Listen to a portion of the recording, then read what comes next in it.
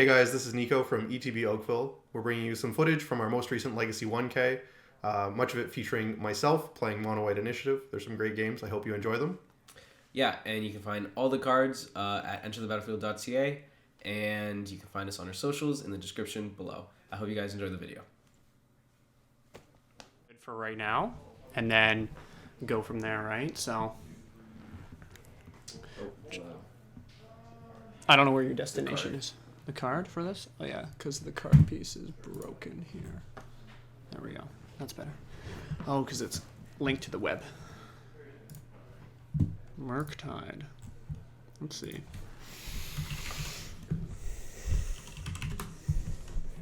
Nice. Works well. Man, this new card's nuts, though. I don't know how to spell, though. Oh, there's no S. How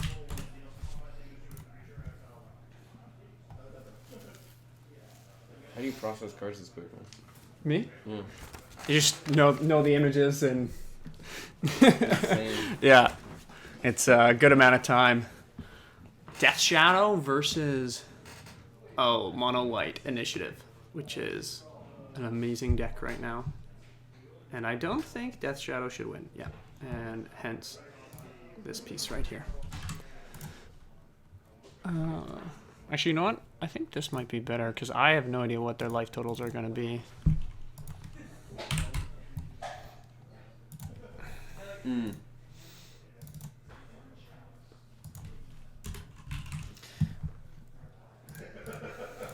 Unless they have something that I can see for their life, right? So. Sure, they're not recording it right now. Yeah. Nice. Death Shadow has a lot of answers for this, but so does Mono White. All the plows coming in, keeping all the fatal pushes in. I honestly don't think Death Shadow wins this. They have to be super careful with their life total. Yes, attacking into Death Shadow is very good. Turn 3, this is the nonsense that this initiative is 15 damage potentially. Just looking at it, reading at it, seeing how this works. The initiative can be taken back, which is a nice thing about this entering the dungeon, but it can be hard as Nico can clog the board pretty easily with his deck. I'm gonna find you a co-host.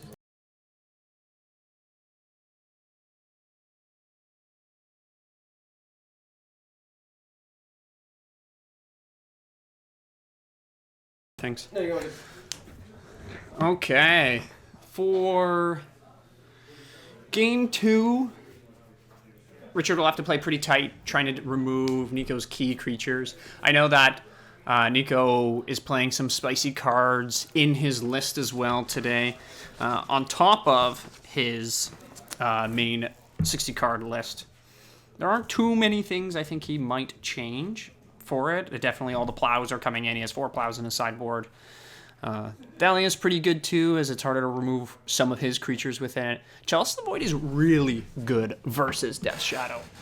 Yes, Richard's running the Gurmag Anglers, which get around that piece, but many, many of the spells that Nico does have, or sorry, I should say Richard, our Death Shadow has, are all 1-mana spells. We don't have co-hosts, but... Perfect. I'm all good to rock it, my man. We're good. Thank you. Yeah, no problem. So it's great to be here today. It's 2:10, enter the battlefield. This is our Legacy 1K that we are having today on December 3rd. We have 11 participants today, which is a good number. I think everybody within the area is a bit tired from all the Legacy that's happening and big tournaments that have been happening over the last couple of weeks. Last week was the big face-to-face event that was happening in downtown Toronto at the Toronto Convention Center. And I believe, talking with one of the players, that they had around 70 to 75 people playing Legacy. And many of the local Legacy players were playing all Friday, all Saturday, all Sunday. So some of them are taking a bit of a break. And rightfully so, you got to take that time for yourself, especially when you're getting beat down by this mono white initiative deck that's happening right now everywhere. It's been played a lot. There have been a lot of streamers that have, and YouTubers that have talked a lot about this deck, and it's been putting up some really good results. competing a bit with Delver, which we're all happy with. And we'll see how this next game goes, game 2 for our Death Shadow player. I think climbing an uphill battle here. It looks like he has a pretty decent hand here. Force of Will, Daze, some shocks here. No real threat. Is that a Hymn to Turak as well? Not too sure. I think so. But the big thing is Nico's going to ship that one back. I think Richard's keeping his 7 here. We'll see if he can get a better hand. This mono white deck really can be very explosive early on. Putting out a creature, turn 1, that's a 3/3. Looks for a land as well, right? And it can just start beating down, which is the biggest thing. I'll pull up one of our cards here that is this new initiative.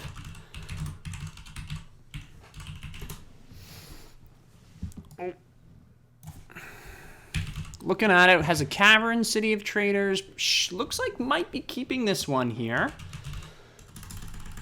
but not 100% sure. So this is one of the cards that works really well. Oh, plays City of Traders Pass. Has... Interesting. I guess maybe no other lands in the hand. I'm going to see how we can do this. Taking another 2, shocking, and Hymn. It was right. The Hymn to Turak. Let's see. This could be pretty devastating for Nico here, depending on what gets discarded. Of course, Hymn being a great card. Looks like they're going to roll for it. Has the full mitt.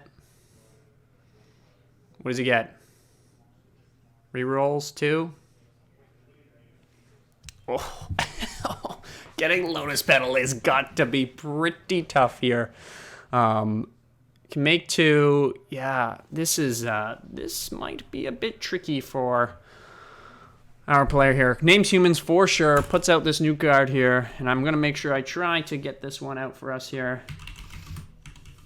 The White Plume Adventure. And this card is kind of the pinnacle of where this deck is right now. A big thing about it too is it gets the initiative. So enters the dungeon, both players can do this. The big thing about it is it searches for a land, basic land, you put it in your hand. Then you can choose one of 2 paths that it can go down. The big thing about this is there are 2 sides. You can, and generally what it is, one side you have a creature on the board, the other side you don't. And what else was played here? I'm trying to see this one here, but I can't see it right now. I'm not too sure.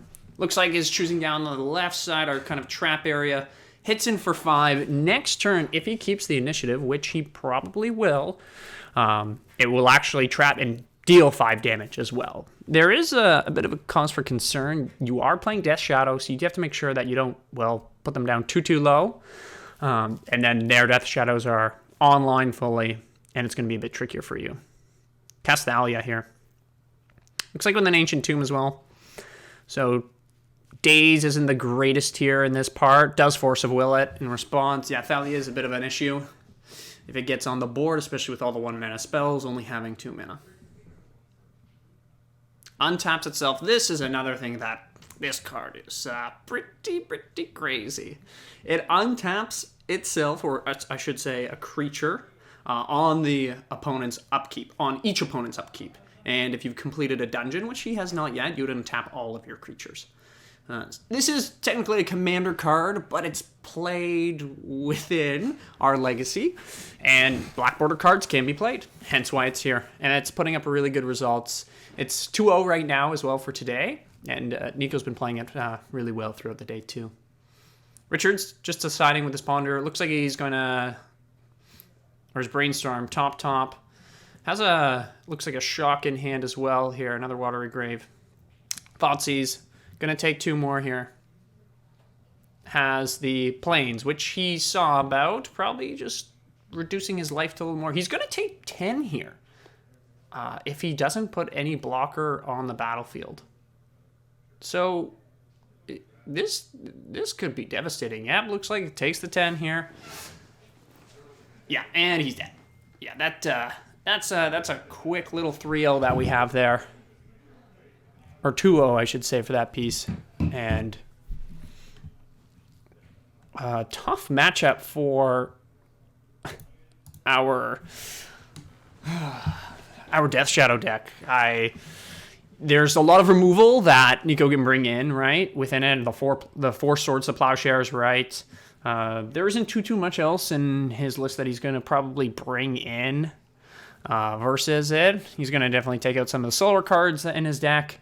Keeping all the Solitudes, you're going to have a ton of answers for any threat that Richard is going to try to play. Richard's going to put all of his removal in that he can. The big issue, too, right, is Fatal Push doesn't kill this White Plume Adventure right away without triggering Revolt. So that's a big of an issue here. You can see his sideboarding here, too. I think that's the correct decision, putting the Plague Engineer, but, it's a bit of an uphill battle he went through there, through the game. Well played to both of them. Playing to his outs, which is the biggest thing in a game that is a very uphill battle. And you can only do so much that you can do, and that's kind of the game of Magic that we have here, is sometimes your cards just aren't right, and you can't get through it, but you do the best that you can, and that's what matters. So Nico will be 3-0 going into the next round. There are 4 rounds for this event here for the 1K. It looks like they're just discussing some things. And then it's the split for top 4. So we'll see if they play it out. I hope they play it out just for the sake of more Magic to come. We have one more round before we'll find out who is kind of our top 4 players. So we'll reset the scores here. We're just getting into the 4th and final round before I believe we draw for the top 4.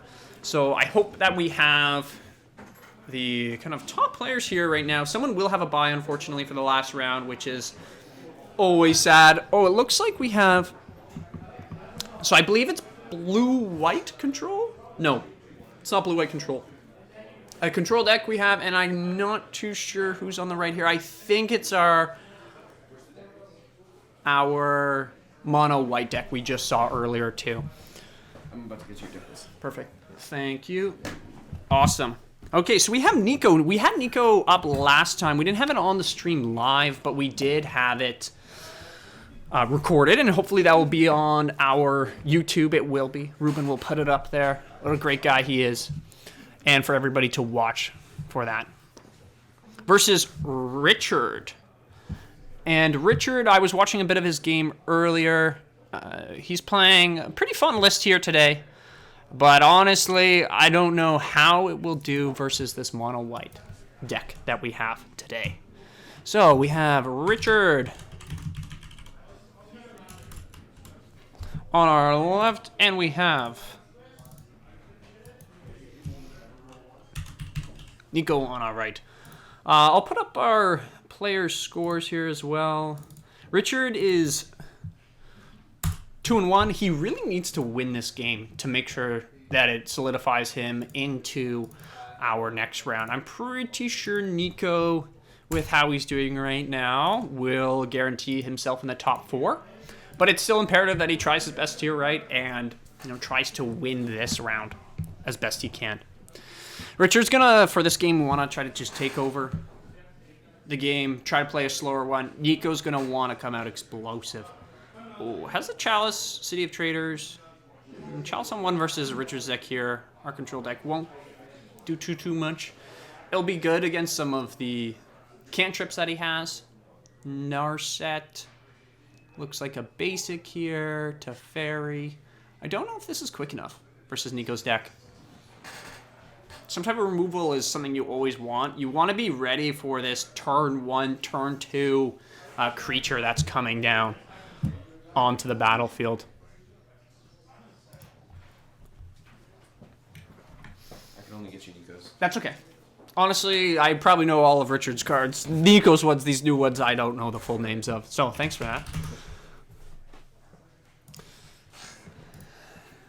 I'm wondering if Nico has kept a hand. So, planes go, and we're off to the races here, everybody. Looks like an Ancient Tomb into Chalice on 1.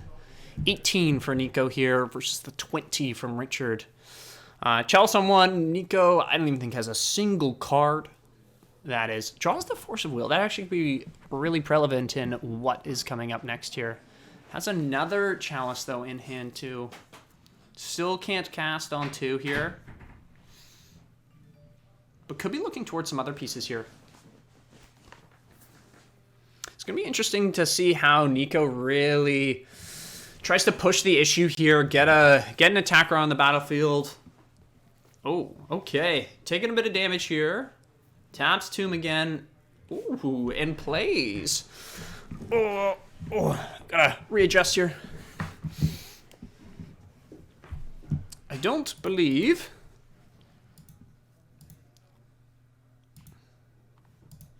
Force of Wills it right away. Doesn't want to play this card. I'm trying to think of a name of our card here right now.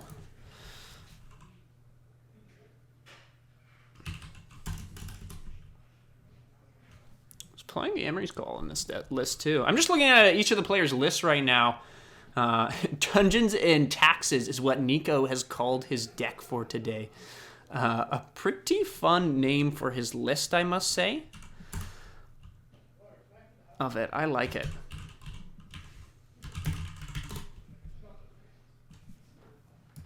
Blazer Shock is playing... Exile Expressive Iterations, Cycle, Timeless Dragon. Timeless Dragon is kind of one of our win cons for Richard here. Cast a Teferi. I wonder what he'll do with the Teferi if he just upticks it here.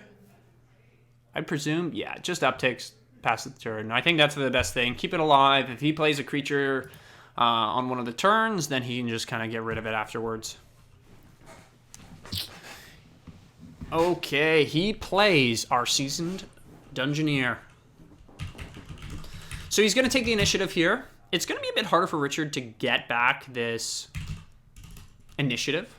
And what it does is it will look for a basic plains, put it into Nico's hand, and then next turn, depending on what is on the battlefield, he will, kind of go down one of 2 ways. Let's see how we have here. And does he bounce it? He does bounce it. The only thing about this of bouncing our card here, it does allow Nico to recast it and then go through this whole... piece again. And the thing about this is he'll get to go down the dungeon even further, which is a bit of an interesting play. And what else? Oh, he did make a Timeless Dragon, it looks like it.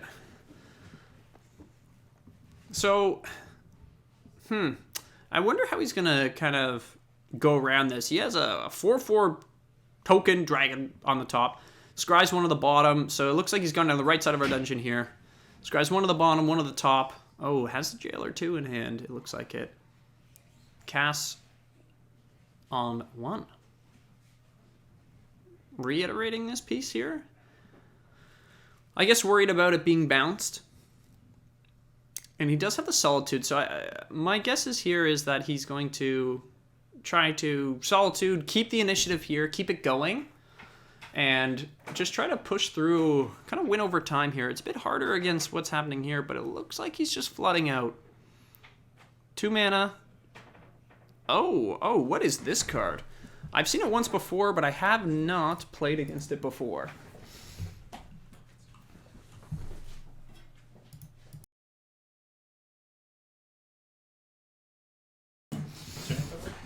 Will, your name? Mikhail. Okay.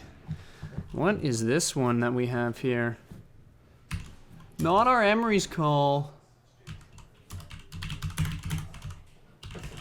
I don't know if this is not this one here. It's the Glare just on Richard's side on his board. It's not trying to fix that. Yeah, okay. Not the end of the world. Honestly, it's really a dungeon card and Teferi. So nothing too much. The Teferi's just going to sit there until he gets attacked to death or it bounces something. Plays a Timeless Dragon. Oh my goodness, hard cast Timeless Dragon. And then it will come back as well from the depths, taking a lot of damage. Plays a Palace Jail. This will allow for Monarch. We're also going to have the initiative, too, of just exploring the dungeon. Richard's doing a lot of reading on Nico's side. Nico, I think, brought a whole essay for everybody to read today with all the cards and all the text. That's literally how this deck is. A lot of people are seeing some of this deck maybe in paper for the first time. We've seen it online a little bit if you've been following it.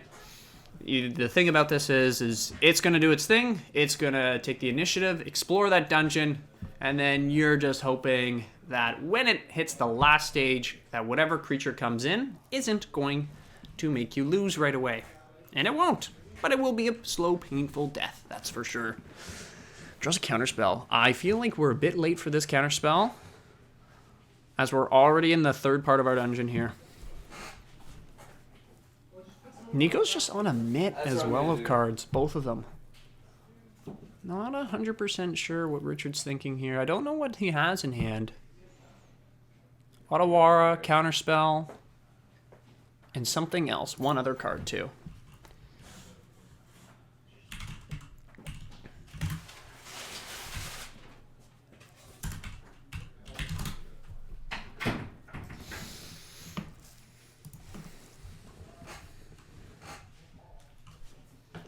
Taking a long think. Deciding what to do with this board state right now. It's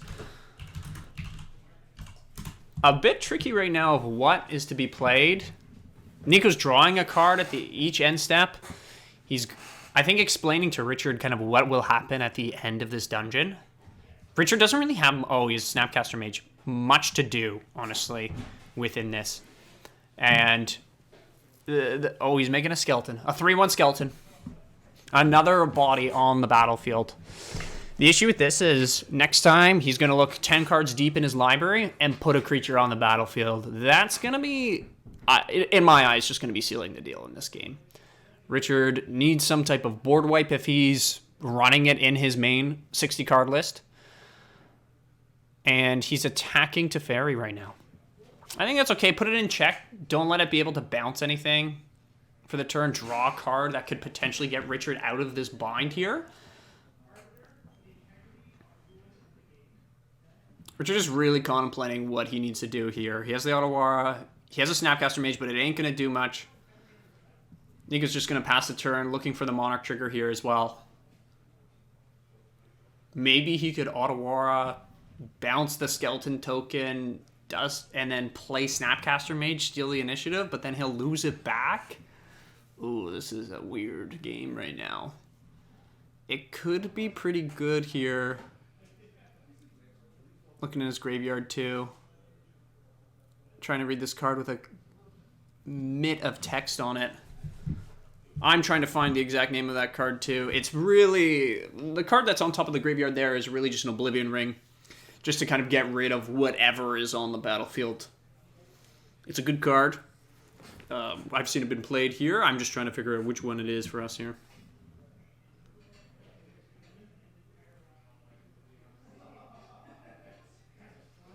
Fetching. Gotta find an answer here. Richard's gotta be able to win this. Post sideboard will be a bit of an interesting piece too here. I think Richard will be able to get a bit more removal from his sideboard. It's got to be prepared for what Nico has. Nico doesn't have a ton of pieces within his sideboard as well. If I was Richard here, you gotta try to force some type of action here. You gotta try to not let whatever creature's coming is coming. Taking the line, bouncing the skeleton. Plays a Snapcaster. Yep, this is all on Nico's end step still. Yep, Monarch trigger happens now. Draws a Thalia. This is, untaps. Gotta be a good draw here for Richard. There isn't too much that, actually, that's pretty good. That's pretty good. Oh. Nope. Does not get to have it. That happened, and he doesn't get that. He does not get to take the initiative. It seems like, has Counterspell and Didn't want to counterspell, I guess? Could have counterspelled, played Jace, maybe bounced. Yeah, I don't know how to get out of this bind if I was Richard here. It's going to take a lot. He might want to try to maybe brainstorm here, bouncing. Doesn't get us out of this bind here. What would he like to target with Snapcaster Mage? And not too many targets. Target Force of Will, don't cast it. Top 10 cards, what do we got? We got a Solitude. We also have an Anointed Peacekeeper. Oh my goodness. I would like to choose one, and I would like to put it on the battlefield. We'll see how this goes for the next little pieces here. If I'm Richard, I'm really just thinking a bit about what I'm doing game 2. What kind of hand I need to keep versus Nico. You know that he has Chalice on 1. He definitely is going to be running Cavern of Souls, which is a bit of a tricky piece for Richard as well. There is no Cavern of Souls. I am wondering the part of not counterspelling the Oblivion Ring effect when he still had it. Maybe he's still worried about something else here. Oh, yes. Also, this creature comes in with 3 counters on it. So we have a 6/5 on the battlefield. Exile your pathetic little Snapcaster Mage. The dungeon ends for this time, but doesn't mean that he will re-enter the dungeon with one of his cards in his hand, depending on what Nico has.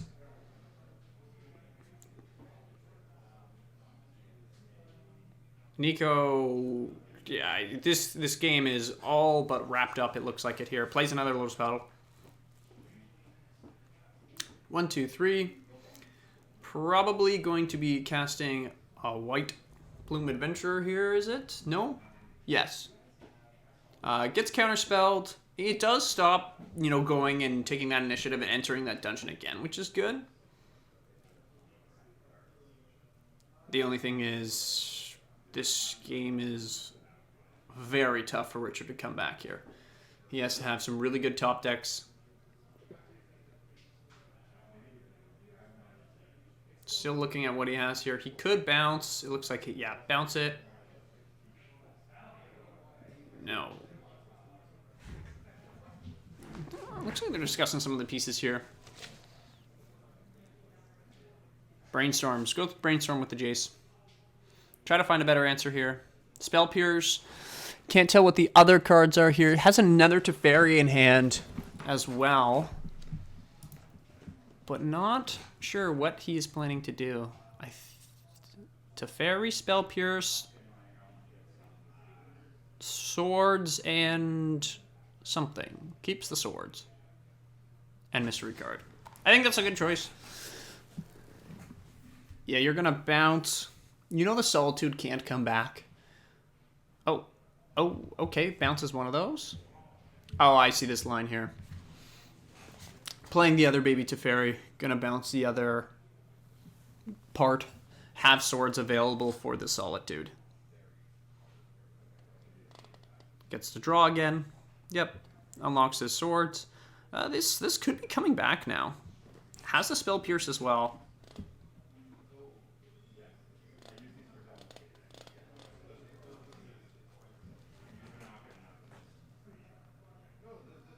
Boom. Take out that Solitude.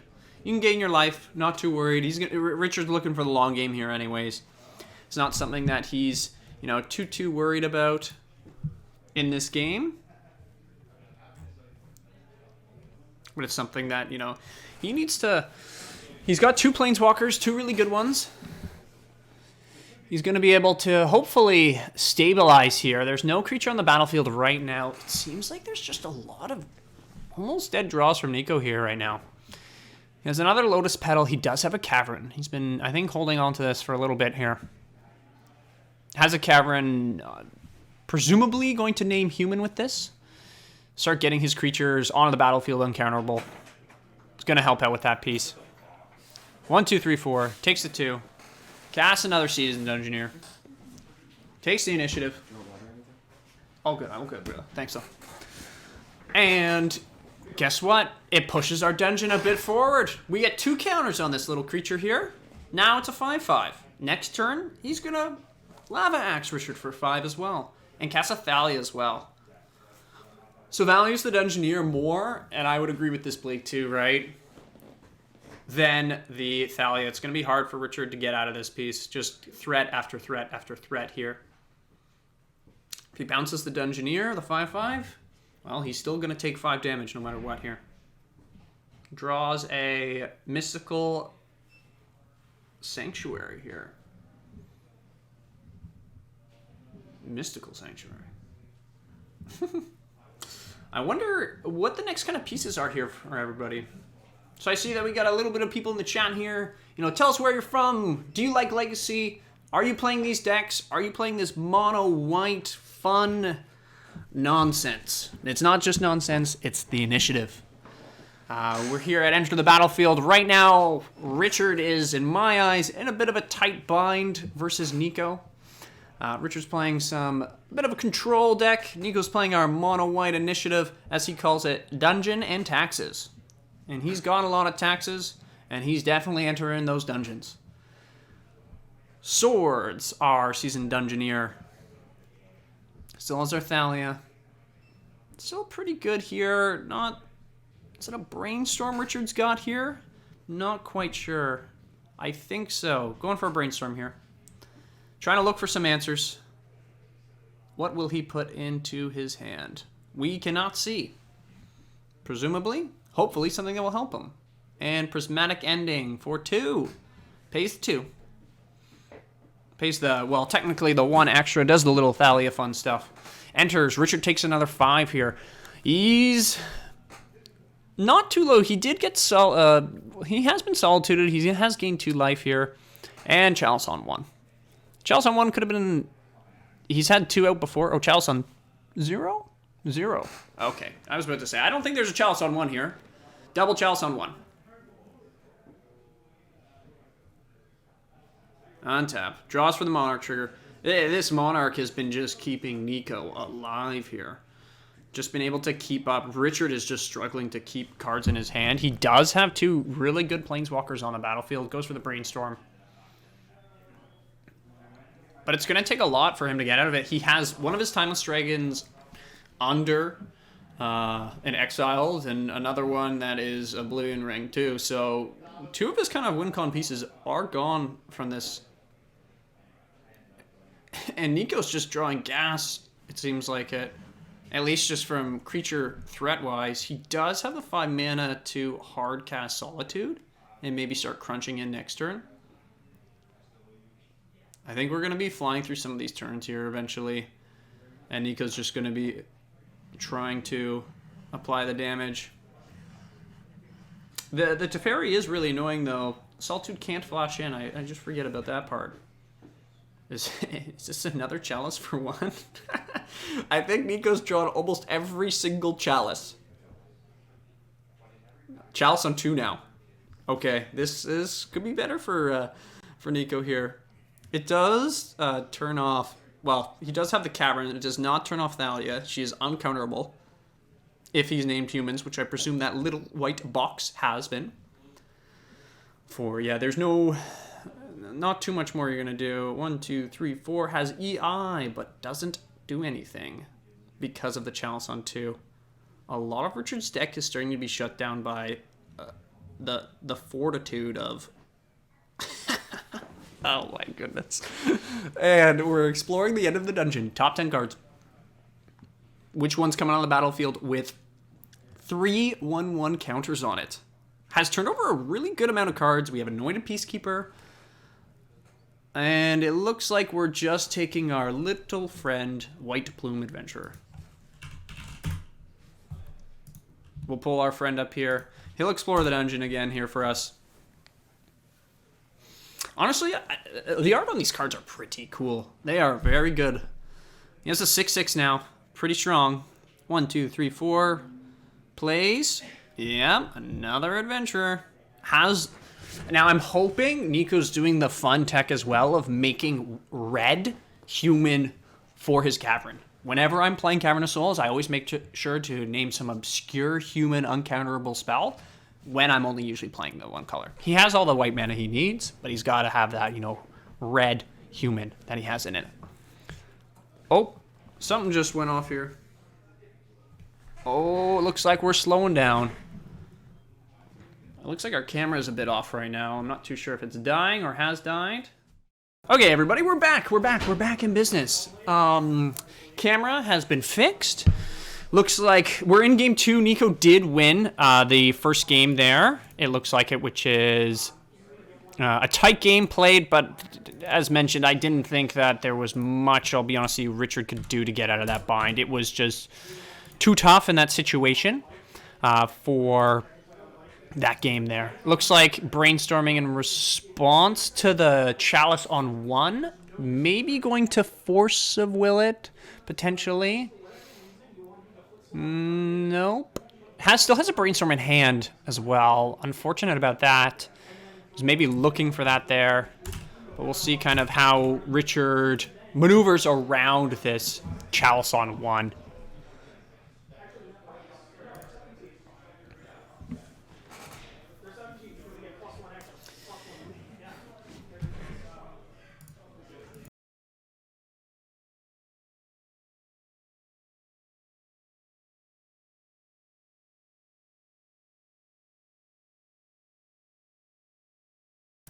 Okay.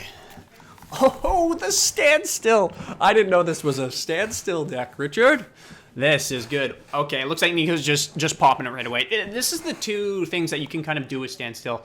You're either going to try to play around it, right, and you're both draw, go, until someone feels they can take that quote-unquote initiative and, start pushing through.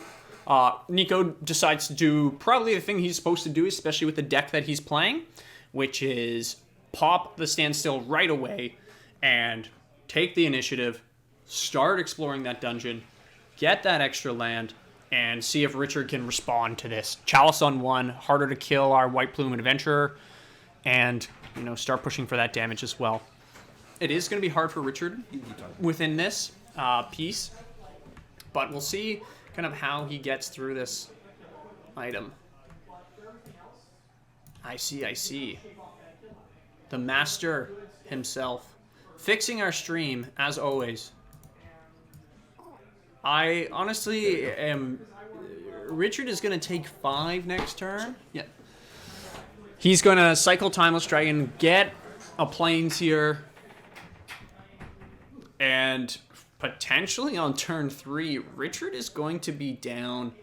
He's already fetched once. Oh no. Richard has to be very careful here. He can't swords. Does he try to go for a sneaky one? Try to sneak it through. I'm not quite sure what this card is on his hand on the far right, or the one that's on the bottom.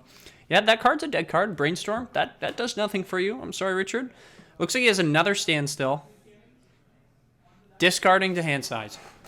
7 cards in hand, Richard has. Nico's going to explore the dungeon some more. Find some 2 counters he's going to put on his creature. Bash in for 5. Richard's going to cry a bit.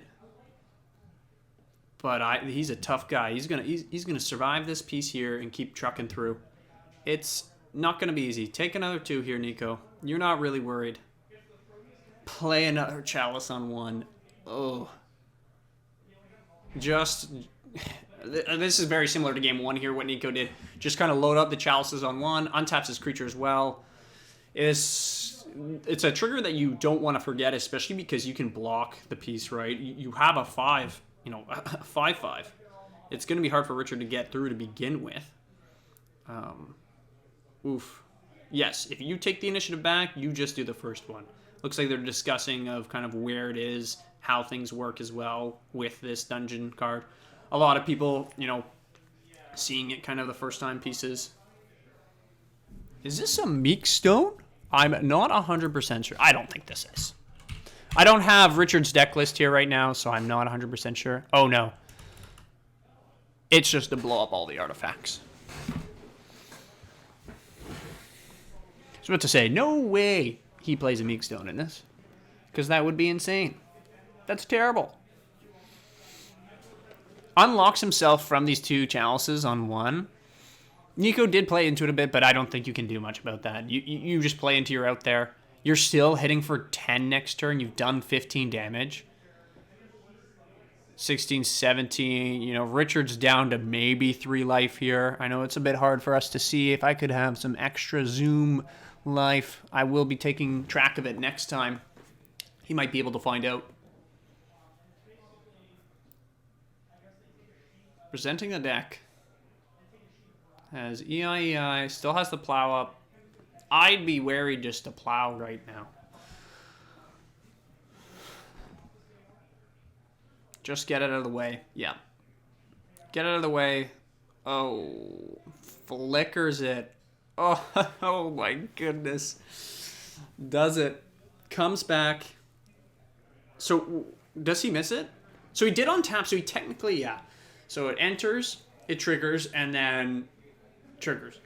So, blast him for 5 damage. Then we'll go to the next one. Oh my. Oh my. Hit him for 3. Yes, he's taking 2 less damage here, but still, just a bit of a blowout here. Hard to play around that too. No matter where you were going to try to do that, you are probably not getting that plow on target. I don't see how Richard gets out of this. Plays a Seasoned Engineer next. Enters. Triggers. Explore the dungeon. Top 10. 5, 6, 7, 8, 9, 10. I am 100%. Oof. Oof. Yeah. Enters. Looks at the hand. Something's going to cost a bit more mana to cast next turn. What will it be that you take? Yeah, you take the Snapcaster Mage here. Don't allow him to have a blocker. Don't allow him to have plow again. I don't see how he's going to move too much out of this.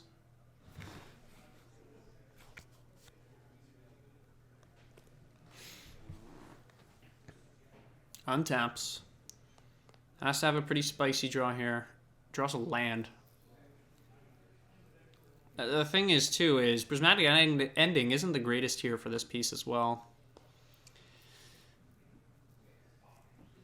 He has 3 colors, but they're still, you know, he can take out White Bloom Adventure, right? But that's about it with it.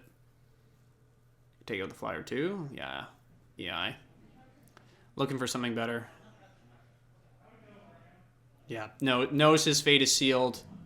Damage has been done. Dungeons and Taxes gets there again. Well played. Well played by Nico. He has been crushing it today. Going in with the 4-0 for this last piece. Doing really well with it. It's pretty great to see. He's been piloting the deck really well, too, here. It's tough for control as well, especially when they get off the ground so quickly, just to keep up with it. It's not too much that they can do with those things. And that puts Nico at a solid 4-0. I'm not too sure who is the other 4-0 at this event as well right now. Or if there is one. It depends if there's been any draws. I don't think so. We have some interesting decks here. I think we have about 2 or 3 lands decks. We have the Cephalid combo as well. We equip the Braziers, unequip, make something a billion. There's some interesting decks here today. We have some Reanimator as well. Show and Tell Reanimator, fun stuff. There's also, we have Mono Red Prison, kind of the more aggro version of it as well. What else is here today? There's a couple different decks. If I was playing, we'd have a Goblin deck, so probably the best deck, let's be honest here. Just kidding. We have a Delver deck. We have a Death Shadow deck. We should be able to see the Death Shadow deck up on our YouTube as well. So make sure to follow that, everybody. Enter the Battlefield YouTube's channel. That's where all these VODs will be going, so you will be able to watch these videos at your own occasion as well. So make sure to subscribe to that. Follow our socials as well. Our Instagram, our Twitter, all of it. We got it all. And you can be up to date with all the latest events that are happening at Enter the Battlefield and all the things that we're doing.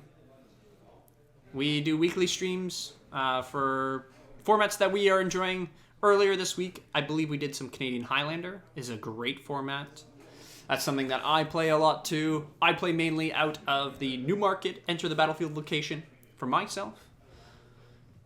Let us Bear know. with us. We're trying out some new things. New setup, new store.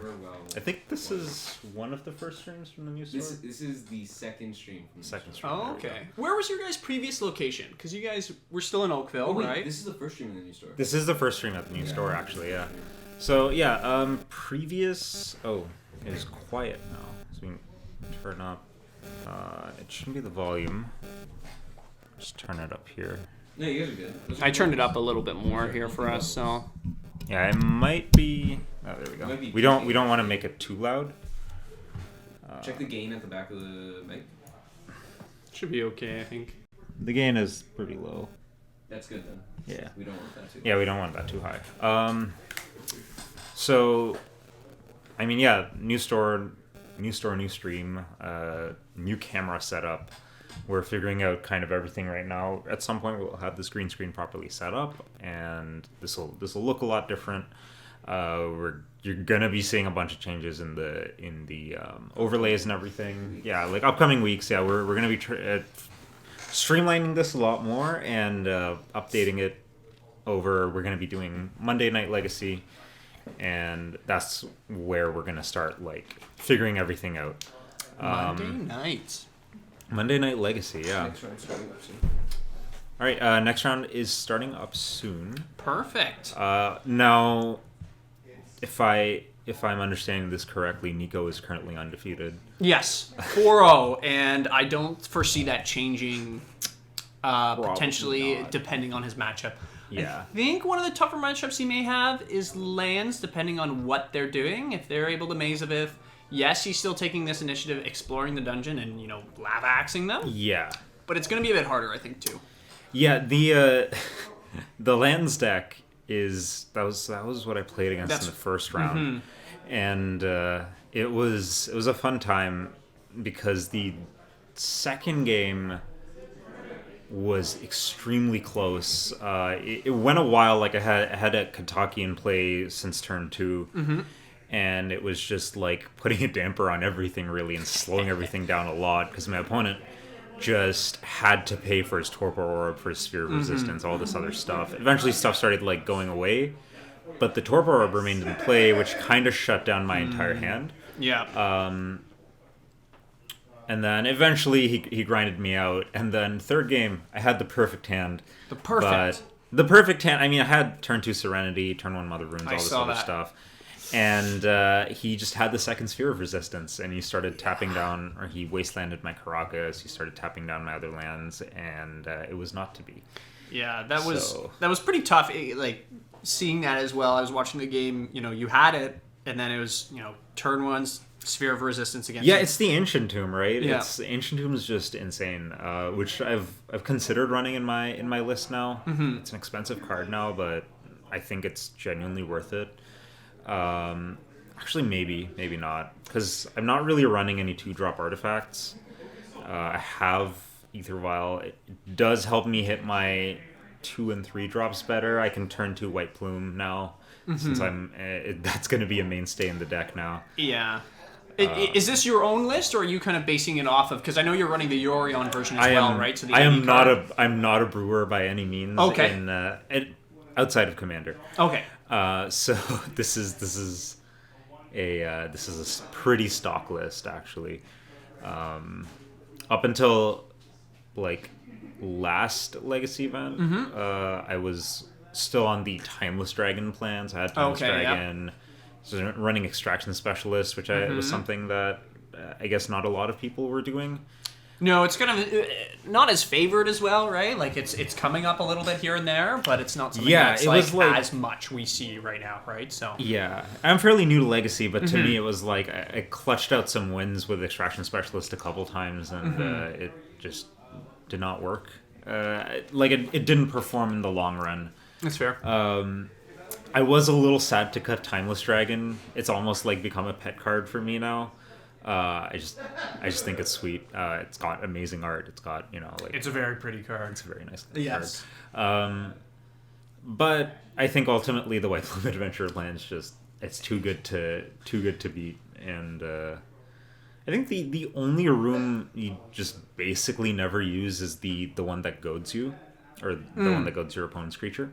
Yeah, the two that Nico's playing, right? The White Plume and then the Seasoned Dungeoneer are really like the best two, right? Yeah. Especially for like Legacy, right? Like he turned to it, I think maybe 3 times, right? Like because he's running the Ancient Tomb Chrome Mox version or turn 1, right? And I've been saying it as well today. 15 damage on turn 3, right? With taxes happening. Like yeah, Seasoned Dungeoneer is like genuinely an insane card. Like I don't. I'm pulling it up. It's the other one. Yeah, let's pull it up. Let's bring it up because I know it's come up a couple times and. Here, I'll hide it. So it was a clean cut. Oh, they're cutting it? It was like clean. It was like there was a first, there was a second, there was a third. Oh, really? Mikhail came last. You really? Just on exposing me in front of Yikes.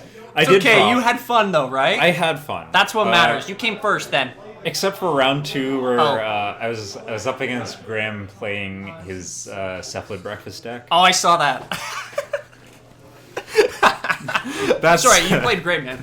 I you know what? I tried. Yeah, that's it. The Cephalid Breakfast, man. Like sometimes you're just like, oh, this deck, like just a bunch of jank cards put together, and then it's like, No, you just it's like, doing its thing. You can't really stop it. So No. I won the first game just because he had the win in hand, but then he drew his second Narcomoeba, which was really funny. Ooh. So he couldn't win. Yeah. Like he couldn't combo off. So I took that game. Easy. Then I think the second game he just like I was trying to do my thing, but he comboed off too fast. Obviously, like the deck has Force of Will and all this other stuff. Yeah, it has its protection to try to get there, right? So. Exactly. And then the third game, I obviously had 2 surgical. Are we all ready? Yep, they are about to start a new game. It is Graham and Nico. Graham and Nico. There we go. Right, we were talking about Cephalid Breakfast just now. We're gonna watch it. We're gonna see it in play. Subway breakfast. Cephalid Breakfast. I heard Subway breakfast. No. Is it? Wait, how does Graham spell it? Graeme. Like that? That is Graham. Yeah. Okay, and Nico's already there too. So I feel like we're not gonna be moving Nico from the yeah. I am going to. Now the thing is, do we try to keep track of life totals here? I don't think we do. I don't think so, and I'm just going to delete these kind of things or leave them right now because we know that this is our top 4 kind of players playing right now. Yes, Yeah, that's they true. split, so Oh, they did split. They're just they playing to split. play. Yeah. They're playing to play. Okay. I love Awesome. it. Because mean- we need content. That's what we're here for. It is content. Stay tuned for later when we play Jumpstart. We might play Jumpstart. You guys are later. playing We Jumpstart? are playing Jumpstart. Okay. It might be fun. Why not? I I won't know a single card. Actually, neither do I. I know.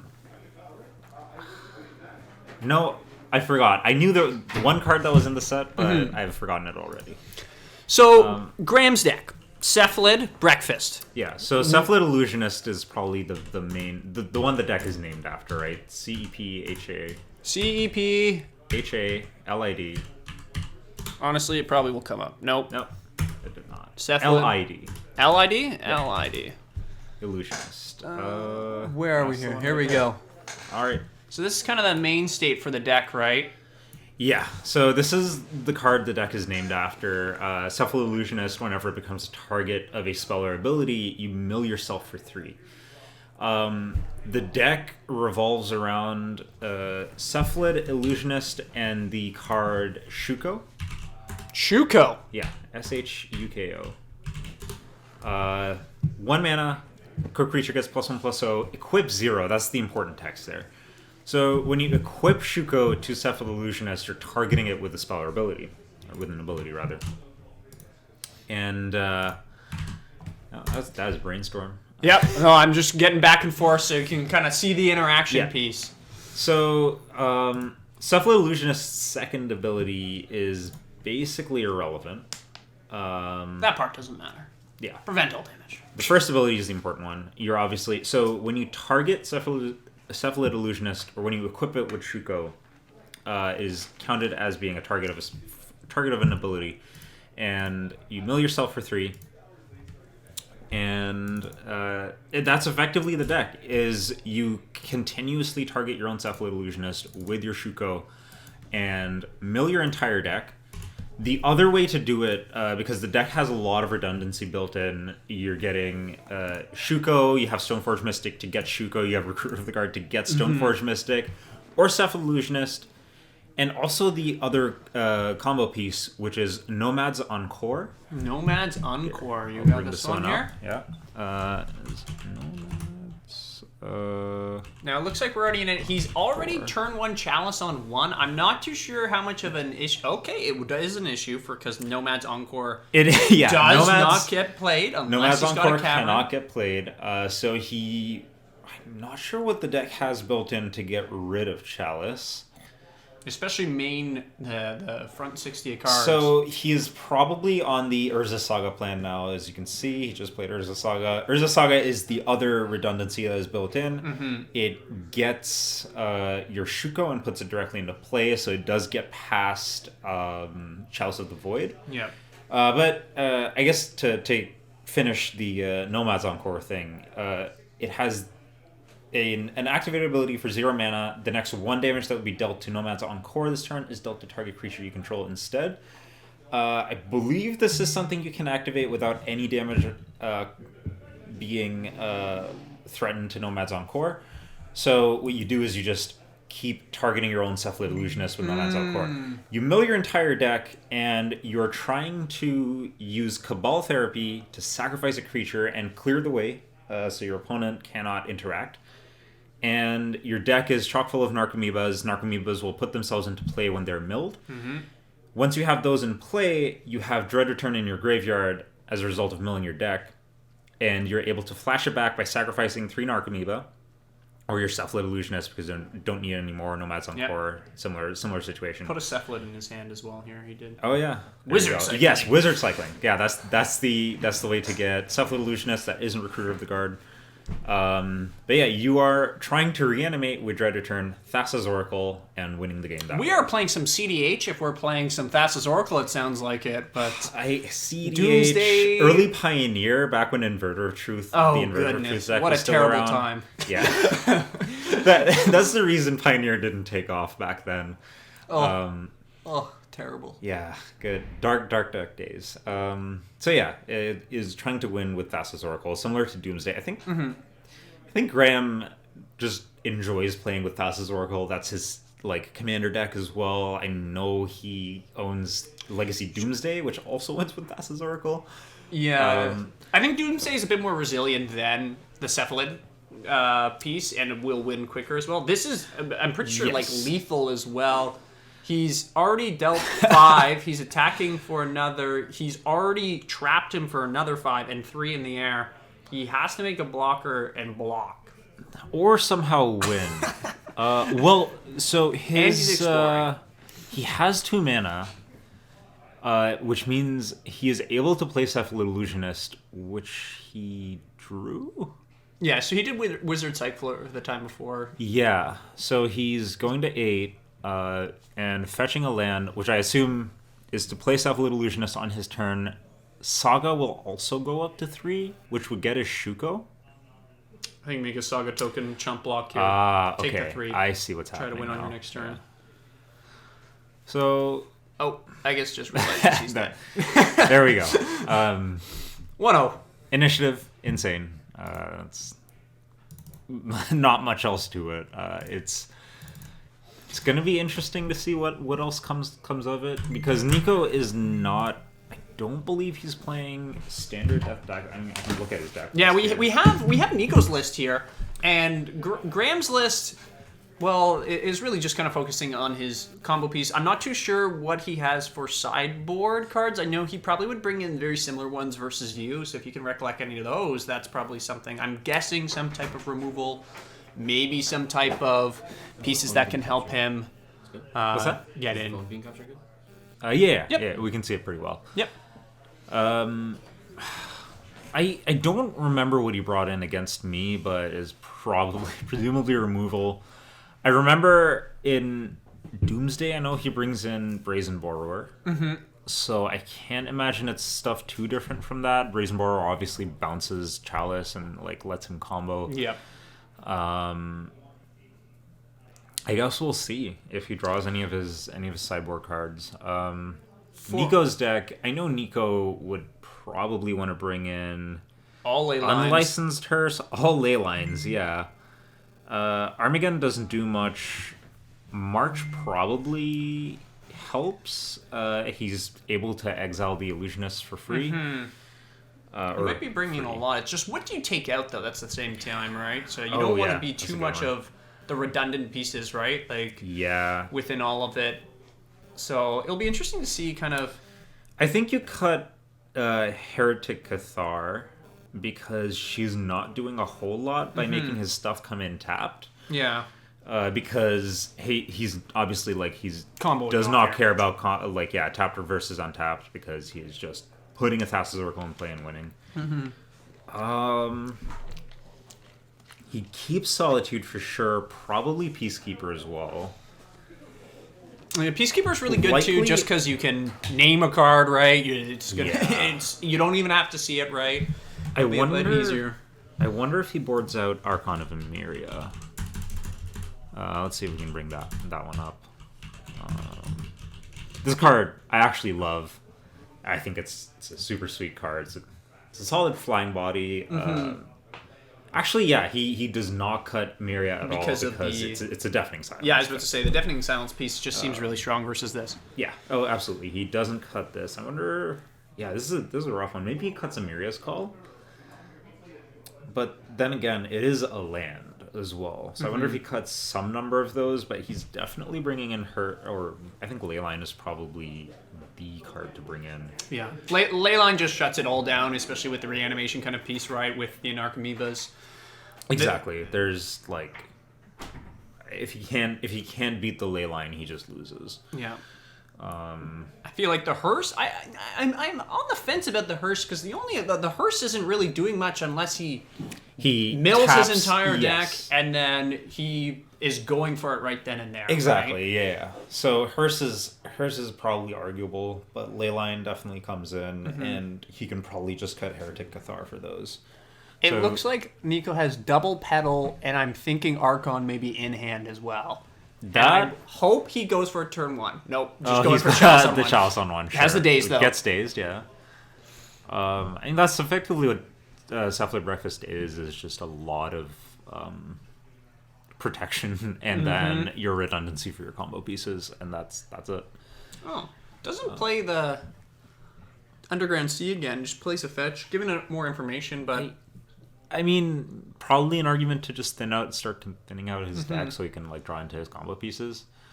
I don't know if he's shuffled with his Ponder or not, or if he's just looking for another shuffle now. Let's The go. mind sensor is Oh rough. my goodness, let's go. Top 4, please. Yeah. Would you like to find a land? And this is the part that I was thinking, like, oh, he did find one though, but it's a fetch land. So he can't even get it though. That's the thing. It's a fetch. It's oh no. I mean, it just makes you look at the top 4, right? There's Nico laughing in the background. Yeah. Just we could hear it from across the building. I would be laughing too. So I was wrong about the Archon. It's our Avon's Mind Sensor here, and Avon's Mind Sensor. That's our card right here. That is even mindsets. However, His list isn't right. his list is not correct. That's what I was wondering that's too. That's a judge call or not. That's. I don't see anything. I I mean, guess. yeah. I'm looking away. Yeah, I don't see it. Well, that's what one of the cards earlier. I asked and I was asking about it, and then he mentioned something. So. Oh, that's funny. Anyhow, Yeah, moving well. on from that piece. Graham is in a bit of a tricky spot now. Oh, yeah. Down a land, has played his underground that he showed before, and can only look at the top 4 when he searches. And he just he scoops it up. Okay, That is wow. rough. I presume only had 1 land as well. He had the Underground Sea? Yeah, and he played it. That was his play, but I don't know if he has any more. Okay, that's incredibly rough. I guess Nico's just going undefeated. He's on the warpath now. Yeah, I think.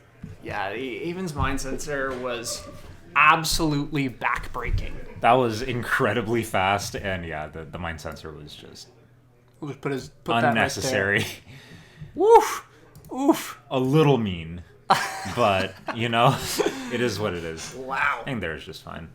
It's not going to matter, but the cards that Graham brought in there. What's the one that's on the board right here? That's at the top. That is a Swords to Plowshares. That's a Swords. What kind of swords is that? There's too many arts nowadays. That is the newest art. I want to say no. The newest art would be the Universes Beyond one, but that is Jesper Ising's new version. That's the one. What set is this? That looks Dominaria like Remastered. So that is not out yet, but I believe his that looks like the old border printing. Yeah, it must be. I'm not sure which one that's from. You'd probably have to find it. Yeah. I guess there's other ways to look at different here. 10th. Oh yeah. Maybe you got the 30th edition. I don't think he. It's the Brothers Commander. There we go. There we go. If I do that, yeah, that's gonna be it. Okay. That well, was fast. Well, that was a long slogged out game that they had there. Yeah, incredible. Pretty impressive by Nico. Honestly, speedrunning this as fast as Mario 64 has been speedrunned over the past couple of years. I mean, I can't say much to that. This was a little bit brutal to watch. I'm not gonna lie. The thing is, I expected this, I'll be honest with you. I knew at least coming into today that there's going to be somebody at least playing this mono white initiative deck. On top of this as well is how strong it is. MTGO has been putting up crazy results. People have been talking about this deck as well. Delver, correct. Delver has always been an issue. Delverless Delver, right? But this is competing. It seems like it, and it's genuinely really powerful. I don't know, man. It's just these initiative cards. They're good, and there was the issue of they didn't exist on Moto for a while, is my understanding, and now that they're there and people are able to play them more in Legacy online, you're obviously like getting a lot more results, and it's being established as like a solid just archetype to run. And I mean, it's kind of similar to how we saw Initiative go just like pop off almost in Pauper as well. With the Stirring Bard, I think, was the one that ended up getting banned, and there were a couple more. Okay, let me try this here again. We're gonna attempt to log in. We're gonna attempt to log in. What's the other password? Wait, it might not work anymore. Yeah, it's not gonna work anymore. It's okay. I don't know. Wait, try signing in, and then he'll probably give me a new one. Okay, hang on. Okay. I'll need the info again here, if you don't mind. Yeah. But yeah, it's been insanely powerful in Pauper, and what I hope doesn't happen is we end up seeing stickers in Legacy, because I wouldn't be able to take that seriously. Oh, I knew that. But that's the password, and then it's just ETB game. Perfect. Let's verbally say everything. Yeah, we'll say the password out loud, guys. Yeah. Get ready. Write it down. No, stop. Do you want me to try that one? No, that one's not going to work. It's going to send him an email. It's going to resend it. I already told Chris that. Okay, I just asked for it. So I hope that we're going to get another match in, I guess, for the finals, right? For the game. We should. I don't know what the... There we go. That's not typing. Okay, I knew that. Should work. Awesome. Perfect. There we go. Awesome. What the heck is this? I'm just going to click X. So, I guess back to this, like... I don't know if this is necessarily a ban-worthy mechanic, It's definitely not. I think I think it's to play out a bit more. Yes. It feels really strong. It's not oppressive, but it's just so incredibly versatile, right? You're able to plan out exactly what you want to do once you have the initiative. And especially hitting the last room is backbreaking. It is like looking at the top 10, you get a creature from among them Onto the battlefield with 3+1/+1 counters on it. Like it's insane. You could be getting a 6/6. That names a card that they can't Could cast. be getting a really. 6/6, yeah. It'd be fun to do that kind of into obviously in my list I'm running pretty stock Death and Taxes with White Plume Adventurer, and completing that I think the best hit is probably Solitude, because you take something off their board and then you have a 6/5 lifelinker, Crunching in. Yeah, and it's a great target to put your equipment onto. Probably not Cauldra or Batterskull unless the game's gone that long, at which point you've already won, but putting Jite and Lion Sash onto it is incredibly powerful, and obviously it's sticking, right? So you're not evoking it. But in this version of the deck, I think you're probably wanting to hit Seasoned Dungeoneer and putting all the counters onto that, so that you have effectively an unblockable threat, right?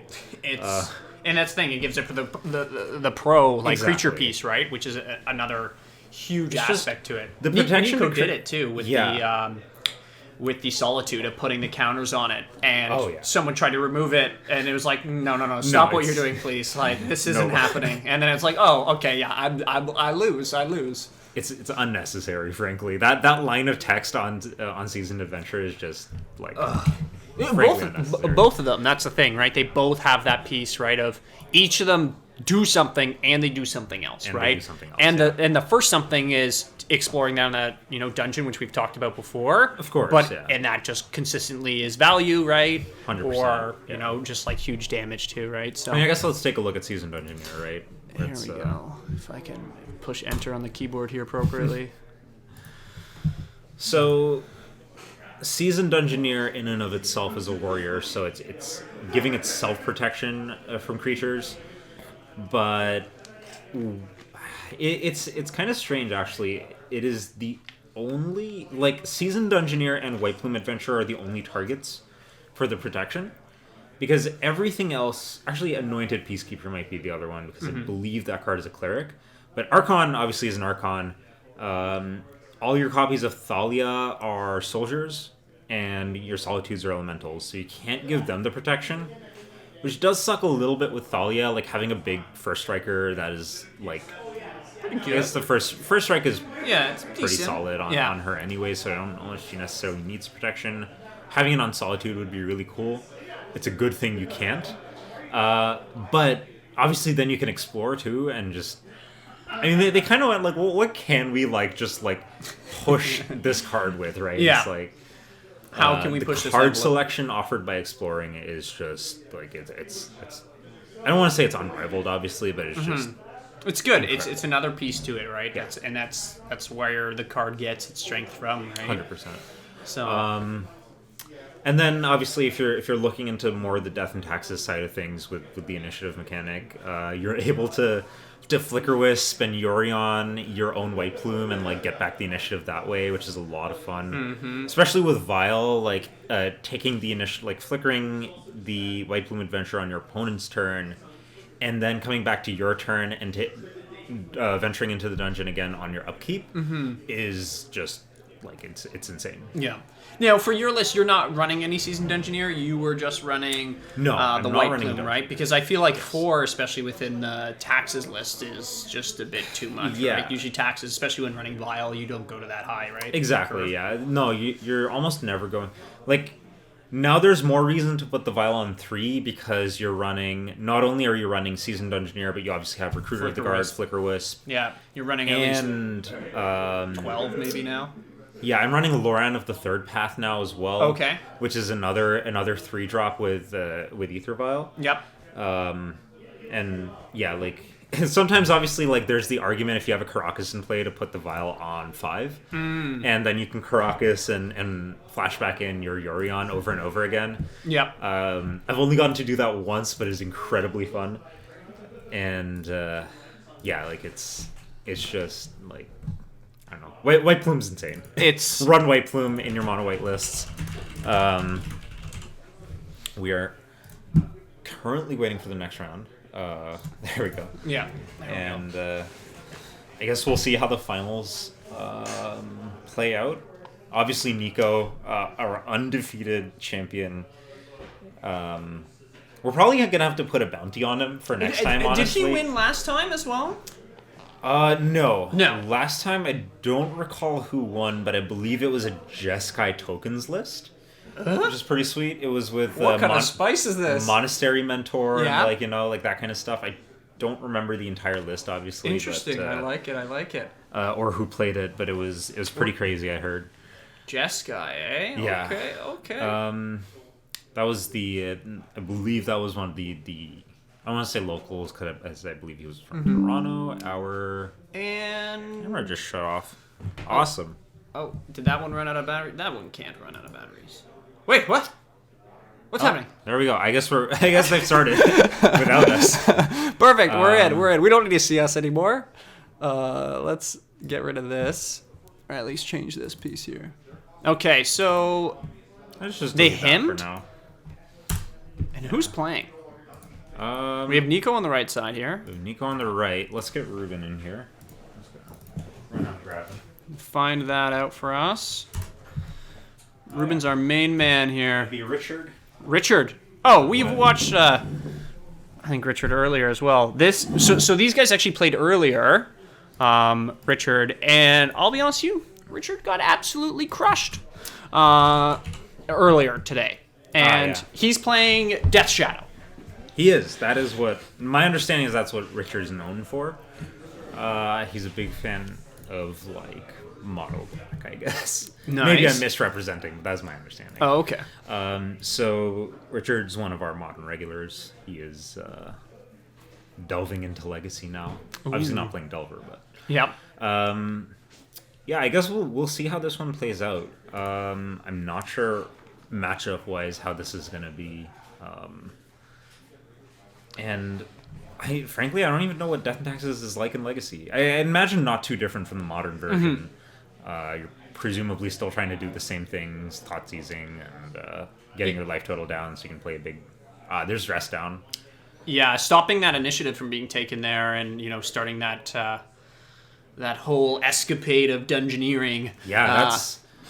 Dress down, I guess, is actually pretty powerful against the initiative deck.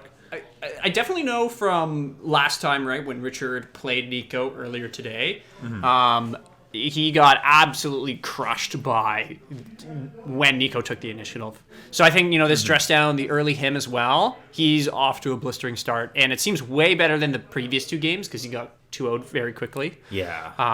For it. Of course, the Death Shadow...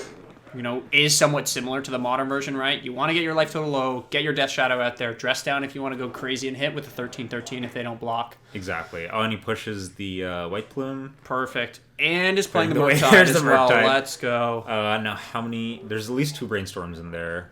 1, 2, 3. Oh, with the Fatal Push as well. Yeah. Yeah, so it's going to be a 5-5? Yeah. No, 6-6. 6-6. There we go. Murktide's an insane card. Like, I don't know why they printed this thing, but... They also printed Hogak at one point, so... They also printed Here we Hogak are. at one point. Will he force this? He has force in hand. Oh, he does. I'd be tempted to... No, let it happen. I guess he knows he's going to take the initiative right here. Yeah, like, he can't really stop the Murktide unless he has a swords in hand. No, he wouldn't have a sword. He would have a Solitude, I guess, if he did. And even so, Richard has the Force of Will in hand. We know that, so he's not gonna... I assume he doesn't just let the Solitude resolve at all. Yeah, snuffed out the creature. Richard probably is gonna have a hard time keeping the initiative. Yeah, he's So gonna lose obviously, it here. Nico's able to take it back really easily because he doesn't even have to do combat damage, even if Richard is able to get out of blocker, because all he needs to do is play another Seasoned Engineer or White Plume.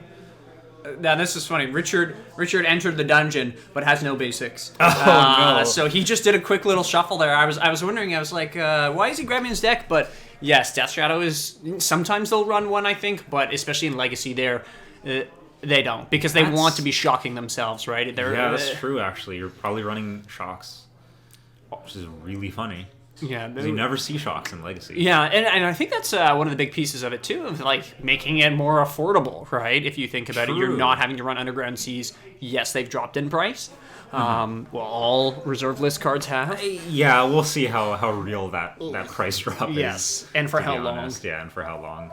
I'm sure they'll be fine. He just scoops it up. Nico loses no. his first game, I think, today. No, I think he's lost. No, he's probably lost games. But well, let's see if Richard's able to defeat Nico. That's actually going to be interesting. That was pretty decisive, I'll be honest with you. We did not see that at all the last time these two played earlier today. It was very, kind of the complete opposite of this. Yeah. So who did we watch Richard play against earlier? Nico. Nico. Oh, okay. We've seen this before. Nico quickly 2-0'd Richard. I see. Very quickly. I shouldn't say very quickly. Richard played well, Sure, right, yeah. for what he could, right? It was just... Of course. And Nico seemed to have all of the answers at all of the times. So... Yeah. So I guess for everyone tuning in, this is obviously our Legacy 1K. We try and do these monthly. This is at the Enter the Battlefield location in Oakville. It's on 2172 Spears Road. And come by. We allow 15 proxies per event. Like, make the format more accessible for everyone. Proxy all your duels. Oh. Hang on. All right. Will has gotten up, so I'm gonna take the reins for a second. We allow 15 proxies to make the format a lot more accessible for people. You're able to proxy your dual lands, your Gaia's Cradles, whatever you might be running, and we found it actually makes the rest of the decks quite a bit cheaper. Because once you cut the dual lands out of the equation, Legacy becomes a lot more affordable. Like Tabernacle, if you want to Or play Tabernacle, lands. if you want to proxy a Tabernacle, by all means. So Nico, Turn 1, Thalia into Force of Will. that is 2 for 1, 2 for 1. yeah. Let's see. Did he have? Yeah. So he had the Lotus Petal and the Emiria, but Doesn't allow it to with stick. No, I think that's probably the correct play because if you want to clear the way for your fatal pushes and your thoughts. Does Legacy Death Shadow run Thoughtseize? Yes. The last time they played, these two earlier, Richard Thoughtseized, and it ended up killing him. I guess it would be a very risky matchup in that sense, right? Because it doesn't matter if you get your Death Shadow down if the Seasoned Engineer is huge and unblockable, and you're already at such a low life total, right? Correct. And the other thing, too, is within it is, you could be, if they play 2 of them and are re-entering the dungeon at some point, right? You could just be blasted for 5 again. Exactly. Right? Yeah. Oh, yeah. The Lava Axe just probably kills you a lot of the time. So probably a very bad matchup for Death Shadow. The other thing, too, that I was mentioning earlier within this is Fatal Push is a staple for kind of Legacy and, getting rid of smaller creatures or creatures in general. But a lot of these creatures within this mono white list are 3 drops or higher, 3 or 4 drops, and you need to get Revolt somehow. So your fetches become really important of making sure that you're keeping them for that Fatal Push, right? To turn on Revolt. Or you are somehow getting rid of something else. I'm surprised every time I see Fatal Push being played at just how powerful of an uncommon it is. Mm-hmm. It's become a mainstay in so many formats, right? And dominated standard while the card was playable, obviously. And it's huge in Pioneer, it's huge in Modern, it's huge in Legacy. Brazen, Days, and I don't know. I think that's just another land, is it? There's 2 lands. Hard to see. Yeah. Naming I guess he takes the Borrower. borrower. Yeah, like that makes sense. 2 extra to cast. I guess not worried about the hem as much here. I would be somewhat worried. Yeah. I mean, he is able to get a once he obviously plays an initiative card, he's able to get a land, right? And he's able to discard that to him. Actually, let's pull up Elite Spellbinder for a second too, because that card seems pretty good. I wonder, like, so Elite Spellbinder is effectively just another copy of Anointed Peacekeeper. Mm-hmm. The Peacekeeper's a bit better, let's be honest. Yeah, Peacekeeper's probably just a bit better. But obviously, like, the end goal is the same as to exile a card from your opponent's hand and tax it, basically. Mm-hmm. And Ooh. I think the Brazen Borrower, like, Richard having to pay 4 mana to bounce something probably does not feel very good. No. Is this a Dothy Voidwalker that was allowed to just stick around and then into a him? Okay. Oh man. So I'm gonna get a bit bigger here too. No, that is Turok, I think. Turok. Oh, sorry, Yeah. Turok. That's That what I is meant to Turok say. himself, Turok. yeah. So he's gonna get bigger as well within all of this. Yeah. Chromox, City of Traders. So how big is Turok 2/1. by default? He's a 2/1, so he's currently a 4/3? Yeah, Yeah. I believe he is. Pretty solid body. Here, let's bring him up. Let's just. Turok Dread Cantor.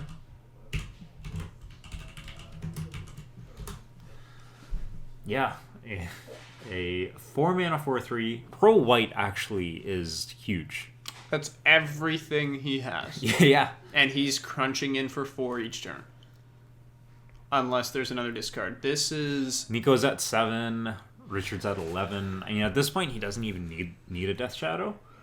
Plus, if he Thought Seizes or hymns Nico a bit more. Oh, it has the obviously- Caracas. That's the way out. Yeah, there it is. But the thing is, if Richard plays another land, he's able to just kick Turok again and make Nico discard again. Yeah, and then it's going to be this awkward bounce it, Yeah. kick it, bounce it, kick it. So he's not going to have too many cards for many of the pieces here. Mm-hmm.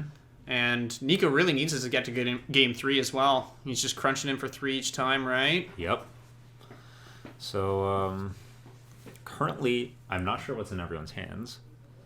We know, I believe Nico has a Chromox still in his hand, and maybe... I don't know if the Chromox does much here, though, right? Without something to play. Oh,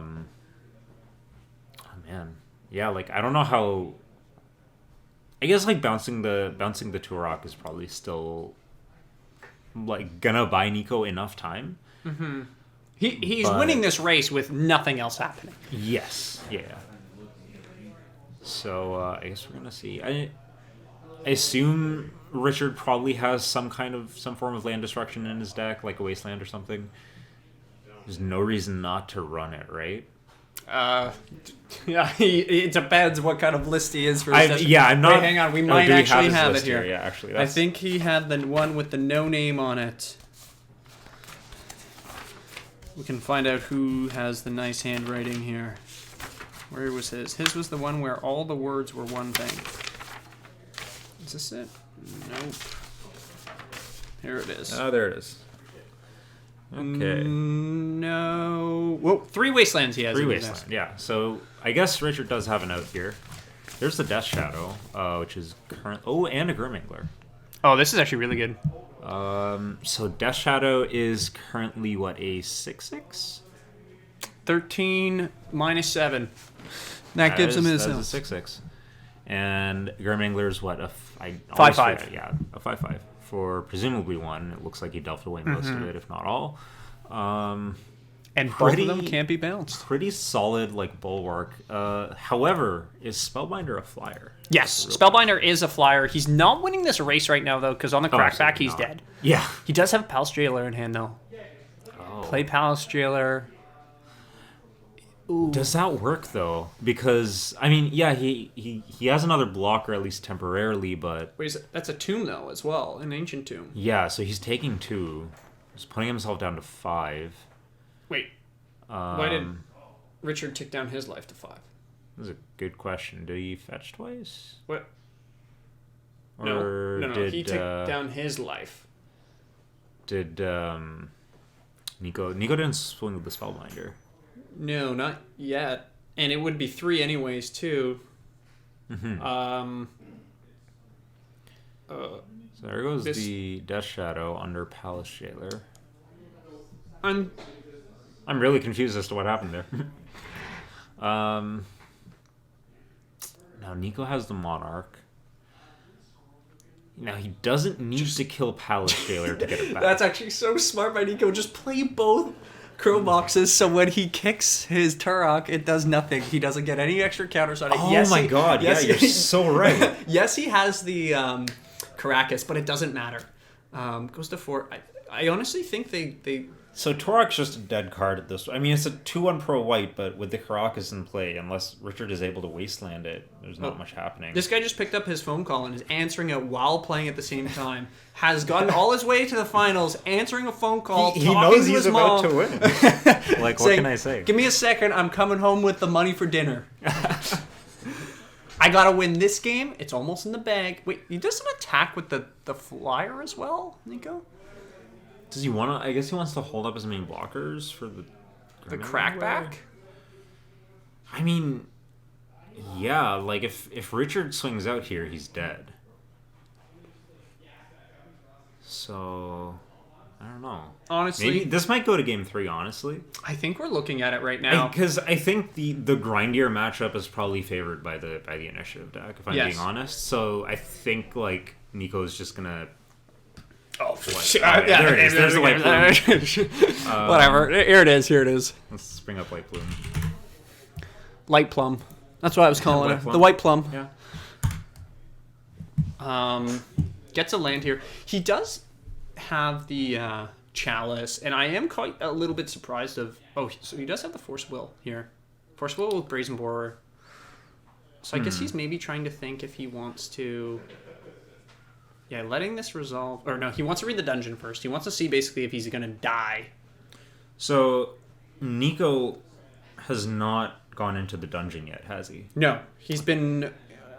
not allowed to this game because he hasn't really even... He hasn't casted anything that's allowed him to go into it, too. Yeah, so... Currently, it's not doing a lot. Like, it gets him a land, but he's doing fine on lands right now. But... I think the idea is that if he's able to, like, all he needs to do is get to the Lava Axe. Like, he needs to get to the, not the arena, the trap. Yeah. And just, like, take Richard out. He's on the first 2 turns. Yeah, and, like, actually, yeah, I think Nico wins this now because Richard is going to have a hard time getting the initiative or denying the initiative. And even if he takes it, Nico's just probably able to take it back. At this point, there's no reason not to swing with the Spellbinder. Yeah. He does have the Brazen Borer to, I guess, chump block and get another Brazen Borer to his hand. Yeah. But the Brazen Borer doesn't do a lot because even if he bounces the Palace Jailer or the White Plume Adventurer, sure, he's able to get in. Well, you block the Palace Jailer on Gurmag, right? Maybe he has a line You lose here? the Monarch? I don't think you... I mean, once he loses the Monarch, he gets back the Death Shadow. He gets a land too, but he has no basics, he just shuffles. Exactly. Yeah, killing the Spellbinder is definitely big, because now, like, if he's able to bounce, I want to say the Palace Jailer? Chalice on 0. Oh man, I don't know if he's able to take this back, actually, to be honest. Because he would need to... I guess if he rips a push off the top and he's able to kill... He doesn't have Revolve. Ponder. Yeah, trying to look for an answer here. He needs to answer both his creatures, right? Mm-hmm. And then get in, take the initiative, and the Monarch to get his Death Shadow back. Oh no. Yeah, this is... This is going to go to game 3. That's what I think. Yeah. Is that a Murktide? Death Shadow Murktide? Keep Death Shadow on top, draw it, play it. To be honest, I forgot Murktide was in the deck, so... Yeah, it's an Murktide might be interesting an out. list. Yeah, it is. It's Death Shadow, Thoughtseize, Murktide. I think he takes the Murktide, right? To try to get over. To try and get over and just have like a big body, because Nico doesn't have Seasoned Dungeoneer, is that the one? To get in for free. Mm-hmm. So, oh man, This is a close game. Yeah, Pastry. He is going for the Murktide here. It looks like it. Yeah, 1-2 makes a 5-5. Sure. Solid body. 5 in the air. Has the Brazen Boar kind of unlocked too, technically speaking, right? So Yeah. does have the, not this turn, but goes to 2. If he draws an initiative card, he's literally just dead. If he just draws another white plume. All he needs to do is draw another initiative card. Does he have it? But does Richard still have the Force? Yes, he does. Okay. But he does have the Cavern. Oh, that's true. But it depends on what it's probably on humans. Let's be honest here. So, Orc Cleric doesn't count as a human. God, if this thing was also human though, oh my goodness, it's already. It would already. It'd be even a bit better. God, I can't imagine like humans come back in Modern. So you lose the initiative here with Murktide. You get it back, and then you would. Well, yeah, like once he takes the initiative, he's also taking Monarch, and that means he gets back Death Shadow, correct? Yes. So now he'll have effectively infinite blockers. Yeah. Or as many as he needs. I don't know if he actually wins, Nico. Yeah, maybe not. I guess he needed to draw the initiative card. Yeah. Because Nico cannot get in with Palace Jailer or with White Plume because they both just die. Especially to Death Shadow. Death Shadow at this point is a 9/9. So they're going to trade Gurmag for... Well, because it is a 5/5 as well. It's coming for 5. One of them has to trade. Has to. He kind of has no choice. I think he puts the Gurmangler in front of it. Is Nico going to swing with the Palace Jailer? Honestly, I am... Whatever the outcome of this is a great outcome because this has been a great event that we've had here today at ETB. Oh, yeah. And Nico crushed Richard earlier. Now Richard, it seems like, is teetering and maybe going to win this year. So we're going to find out. Like, Goes it to would be Monarch. like, it would be a comeback. Like... Well, he draws the Death Shadow that he had on top earlier. Swing Sure. in. Lose the initiative. Go to 3. He goes No, to go to 2. Go to 2. He Go goes to to 2. 2. Okay. That's the initiative and the Monarch. Does he want to search for the basic he doesn't have? He actually gets a shuffle. Are they forgetting the Monarch? Judge? Do we call a judge? that is something I wonder behind the camera. Oh, yeah. It's There we like, go. Okay. There we go. Gets They that, remembered. Gets that. Has the blockers. Swings in for 2, but doesn't get in. How does he cast another Death Shadow? Yeah. Yeah. Yeah. Unless he drew. He has Sokuda. Oh, wait. Can't he get it back? Make 2 tokens and then swing in, get the initiative, and then... Does that work? Does Nico run Sokens on? He has it in hand. Wait, but he has... does he have a way to make red mana?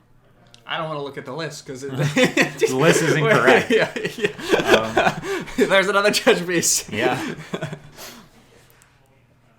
you sure it's not something else? Cause... I'm pretty sure it is a Soken. Draw for Monarch, so we're on the end step here. Does he... No? Well, yeah, because Richard just sits back now. Yeah, good game. Oh, there Great it is. game. Okay, nice. The comeback of the century. Richard takes it. That was good. Well played by everybody here. That was... Oh, Here yeah, we we are. forgot the camera's dead. Is the battery or is it just like... It's not the battery. It's Oh, there we go. There's our faces there. Wow. That was a fun event. That was great. Again, we're still figuring out our streaming side of things because we're in the new location now. This is actually the first stream from the new store, and I think the plan is to hopefully soon have a month. We should probably I'm getting that out there. There we go. Oh, that's the wrong one. that's the wrong one. This It's the one. one below that. There we go. Perfect. First event or first stream from the new store, we're gonna start doing Monday streams. It'll be Legacy mostly, but don't forget to like, comment, and subscribe. Yeah, like, comment, subscribe. Make sure to follow the socials. That's the big thing about it too, right? Yeah, we have tons of events coming up. We're gonna have monthly or weekly Legacy on Mondays. You just don't have it. We don't have Nightbot set up at the moment. Oh, rip! I was about to say. Hopefully, you guys do. I went for it. You went for it. But I'll post it in the chat. We do Commander Tuesday nights. We do Pioneer Wednesday nights. We do, and often you'll see the New Market Store will stream on Wednesdays as well. Mm-hmm. We often do Pioneer streams, but it's sometimes Pauper, sometimes other stuff. Thursday night is Modern. Friday night is Commander and Draft. Saturdays events are always different, and Sundays we always have Draft going on. So feel free to come by if any of those formats are something that interests you. Obviously, Warhammer, D&D, Pokemon, Yu-Gi-Oh, all that stuff is here. Hopefully soon we'll have some Warhammer streams going too. There's actually a tournament I believe that ETB is hosting. I'm not sure if it's the Oakville or the Newmarket one. There is the Newmarket something store happening for, I don't know if it's Warhammer, I believe it is, right? Newmarket is hosting their 2,000 point kind of winners bracket for their escalation league that they ran for Warhammer 40k. It's going to be a lot of fun.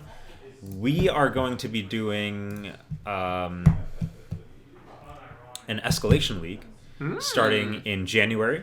So if you're ever interested, if you've been interested in picking up Warhammer, that's the perfect time to do it. You start off at 500 points and build your way up to a 2,000 point army over the course of 4-5 months ish. Sorry, I kicked the camera on accident. It's an earthquake. So yeah, Warhammer stuff. Obviously, Pokemon. We're gonna have Pokemon events. We're gonna have events to teach people how to play Pokemon as well, and a lot more content coming out. And we're going to be trying to streamline the stream stuff over time and have everything look much, much nicer rather than this that we have going on here. It's a work in progress. It's a work in progress. But we hope to catch you guys around for some more stuff. And now, I don't know, Ruben. Oh. You're our stream guy. Yeah. What's the doing plan, Jumpstart? Ruben? Not right now. If Not we right want to now. do another stream, we can of just Jumpstart. We might. Or if we want to just film it and then we can just post it. I could probably post some Up to footage you of guys? Jumpstart. I don't know. That one's kind of hard to do commentary on, I guess. It is I don't hard even to do know what commentary, Jumpstart. Isn't it like the pre-made Yeah, decks kind of like so thing? you take 2 packs. They're like 20 card packs. They come with basic lands, and they're usually themed. Mm-hmm. That's where Muxus came from. Now I know. That's where Muxus came from. That's where Hellosaurus Shepherd came from. We got another step in. There's Nico. Step in. Nico. We thought you were gonna go undefeated. I thought close. it was You were going to close. be similar to your previous game with Richard. That was honestly an incredibly close game. Yeah, actually. where am I? There I am. There you are. It's a low camera. Yeah. It can only capture me. Yeah. There he is. There's our champion almost. Yeah. So who's first place now? Is it Richard? Richard came first. I'd be second. And then Graham and Alex were third and fourth. Third and fourth. Nice. Yeah. Nice. Awesome. I came dead last. That's awesome. Because I dropped. Yeah. I'll ask you. Do you want to do Jumpstart or do you want to end it here? I'm gonna go home, but I'm sure you can find someone who likes Magic who wants to play Jumpstart. We'll probably film some footage and put it up on the YouTube channel. Yeah. I think is the plan. But make Nice. sure to follow if you haven't, and we'll have more stuff coming up here soon. Yeah. More legacy. Yeah, More more Legacy, legacy, yes. more other events, and however it may be. Is there anything else anybody wants to say before I guess we sign off for today? Or I think we've said it all. I guess the big thing that we want to reiterate, right, is follow the socials, Enter the Battlefield, the Facebook, the YouTube, the Twitter, Instagram, TikTok, all the fun stuff. There's always things being posted, new events, more events coming up as always. For all formats, it may be Pokemon, even Yu-Gi-Oh! Events as well, if you're thinking about that. Maybe not specifically to our Oakville or Newmarket, but check out those pieces and you'll be able to find something that suits you. Thank you from us. Mikhail? Buy your initiative cards. Buy your initiative cards. Take that initiative and make sure you enjoy the rest of your day. Thank you very much, everybody. Thank you, Ruben, for vigorously working on the stream behind the scenes as well and getting this set up minutes beforehand and, the hour beforehand as well. Again, it's a work in progress, but thanks for tuning in, everyone. Enjoy the rest of the day, and we'll see you next time, everybody. Have a good one. Have a good one.